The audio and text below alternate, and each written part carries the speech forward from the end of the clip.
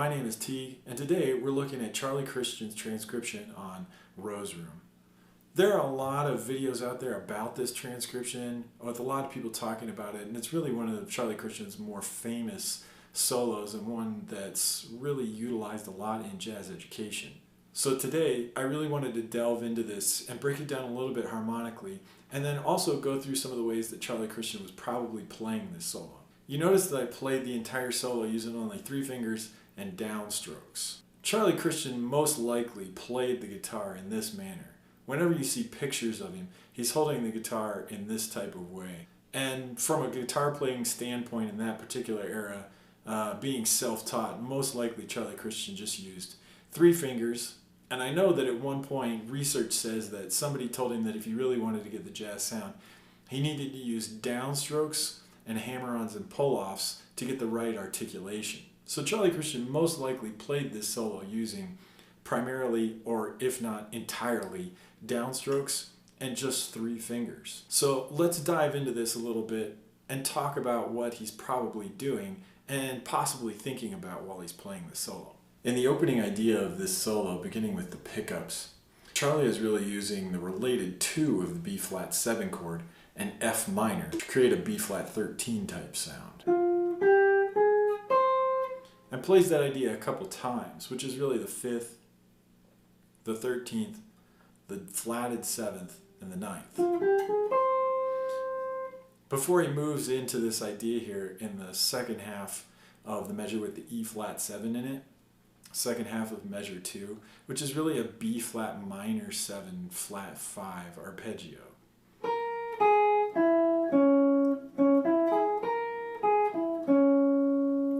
Charlie Christian uses this arpeggio a lot over dominant chords, which is really what's happening here. He's using this over the E-flat 7 chord that's there to create a flat 9 type sound. That B-flat minor 7 flat 5 arpeggio gets him the flat 9 on that dominant chord. So he's really treating this as a minor 2-5 to A-flat 6, where he goes into a blues lick. So that first idea, utilizing all downstrokes,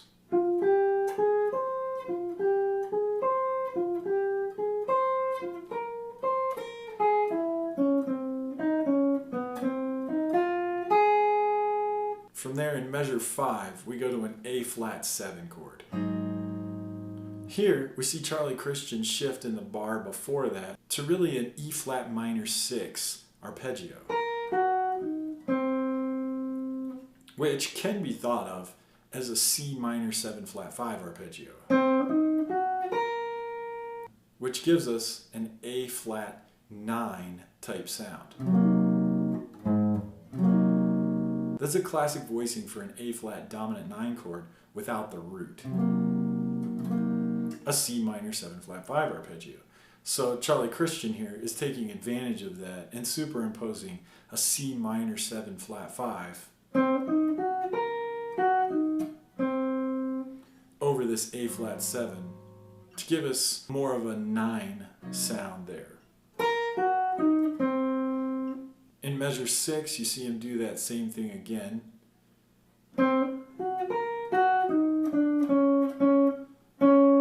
But here he uses that arpeggio to move chromatically down to the root of the D flat 6, of the 4 chord of this tune. So we go up the arpeggio,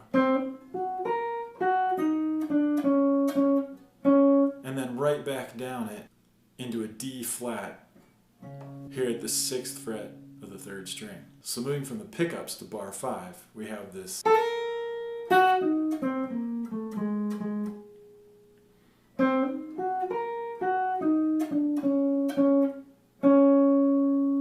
Pickups to bar 9, we have this same chord shape again, but now we're playing over a D flat minor chord.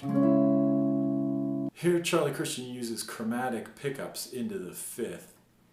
From the 6th fret here, a B flat, we get B flat, A flat, the minor 3rd, F flat, D flat, down to the 6th here, a B flat, and then we're going to walk chromatically down from there.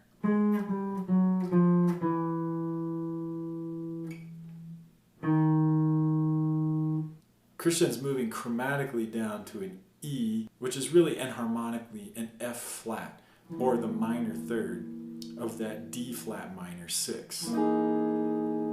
Even though we're talking about this arpeggio as it being a D flat minor 6 arpeggio here, again we can look at this as a B flat minor 7 flat 5 arpeggio.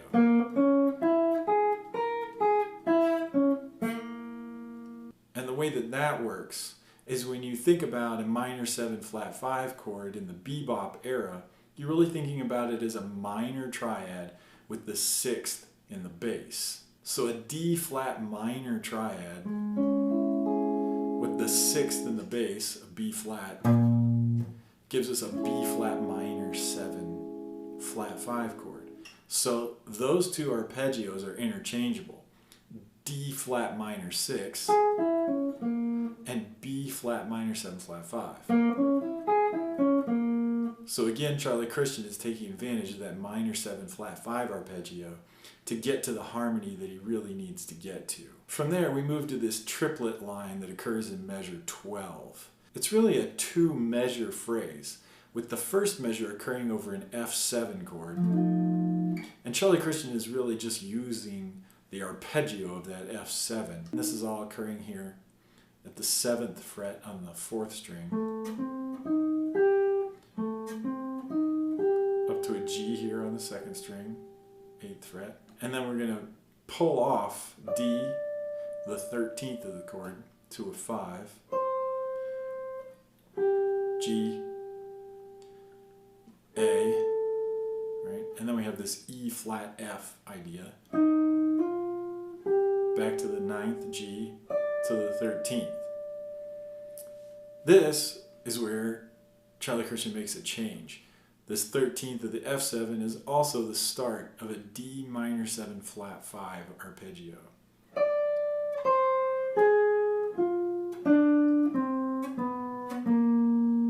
And a D minor 7 flat 5 would also be the voicing that we use for a rootless B flat 9 chord voicing.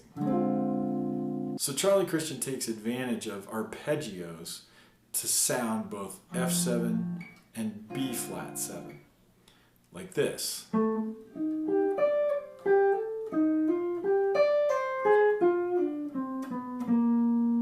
So one more time slowly.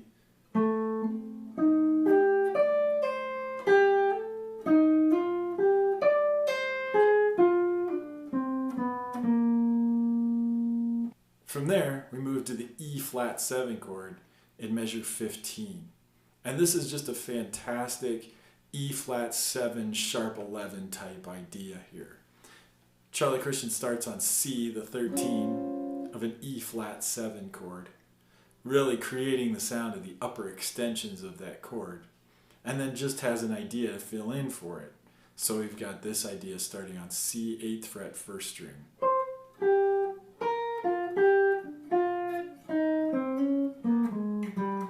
The end of this idea blends right into the B flat 7 chord.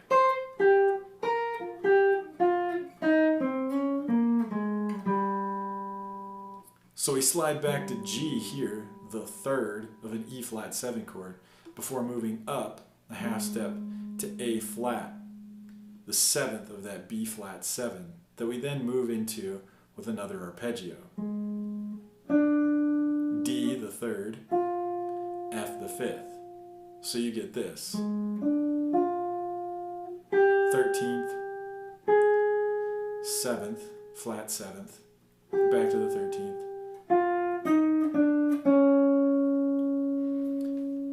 And here Charlie Christian is chromatically targeting the 7th of the E flat 7 chord with a segment of the bebop scale.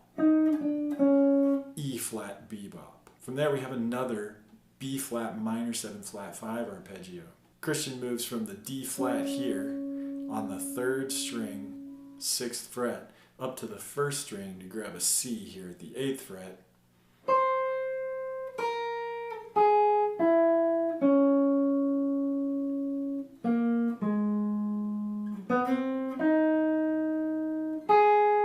So the whole line fluidly moves from an E flat 7 with natural extensions to a B flat 7, an arpeggio, down to an E flat 7, which he then alters again with a B flat minor 7 flat 5 arpeggio, giving him the flat 9, here this E natural on the 5th fret of our 2nd string, over an E flat 7 chord. So the line looks like this.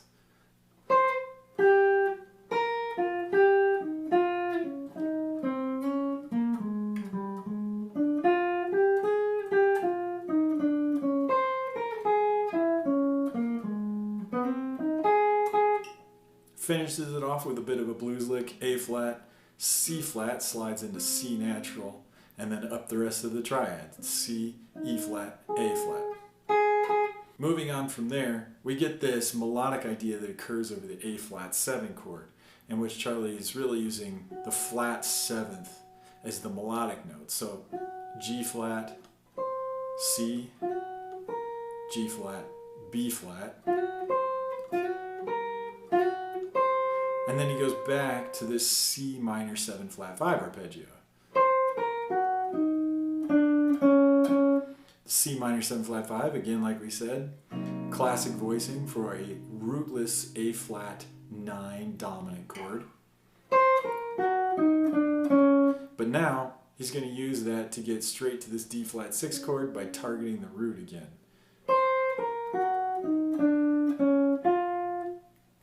And he goes up to the 3rd after that, 3rd quarter note, so we get this idea.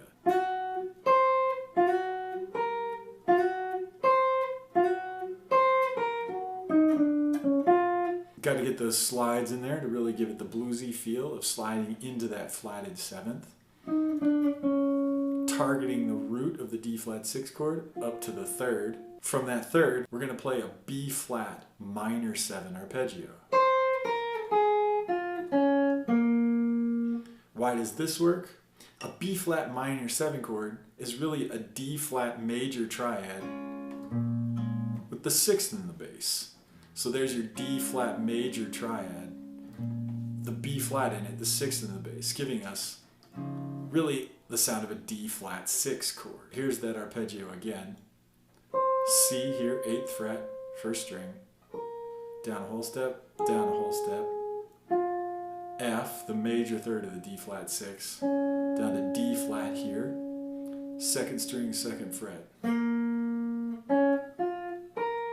That idea goes like this.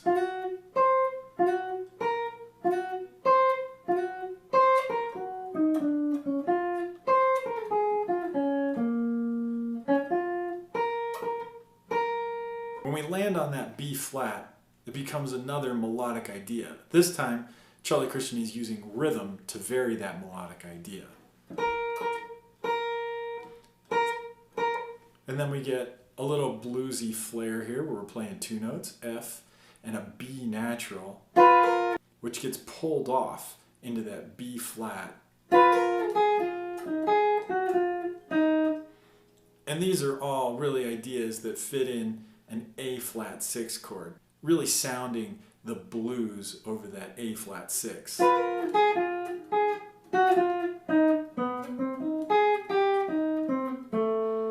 Coming out of that bluesy idea, we go into another minor 7 flat 5 arpeggio. Charlie comes down that A flat 6 chord with an A flat G, which slides into an F quarter note, E flat quarter note, there in measure 27. Before moving to a B natural or a C flat. And then we have this little 16th note rip up. It gets us to an A flat shifting into a G at the top of measure 28. So you get this.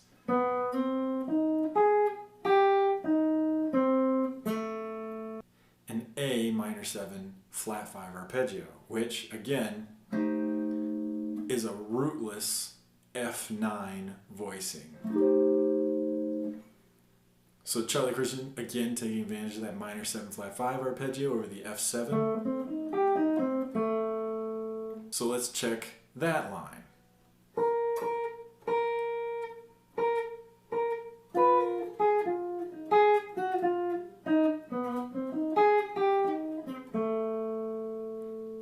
melodic idea from there. A D to a B flat to a C to an A flat. So really a melodic idea anticipating the arrival of this B flat 7 chord, in which we get the 3rd, the root, the 9th, and the flat 7th. Landing on the flat 7th of a dominant chord always sounds cool. Christian does it a lot in this solo, as we've heard previously. Finally, we come to this E flat 7 chord, and we get our last idea of the solo.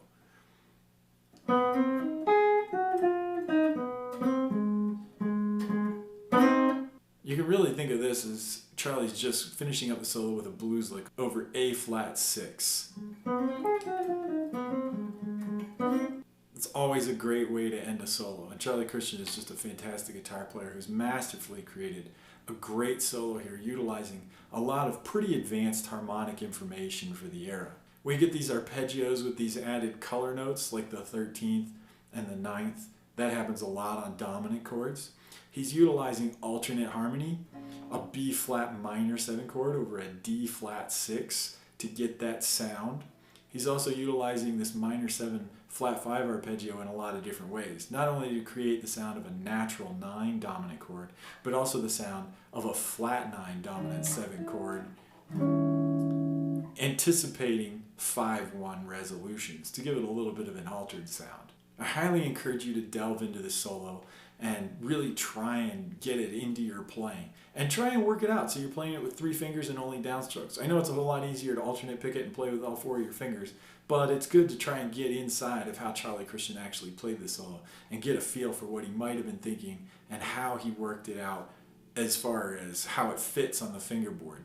Different ways you can get to some of those shapes. I hope this video has been helpful. If you have any questions or comments, please feel free to get in touch with me. I'm going to put a link to the rest of my videos on this channel just so you can hit subscribe and you can get notifications. It'll be right over here. Thank you guys for checking this video out, and I'll see you next week.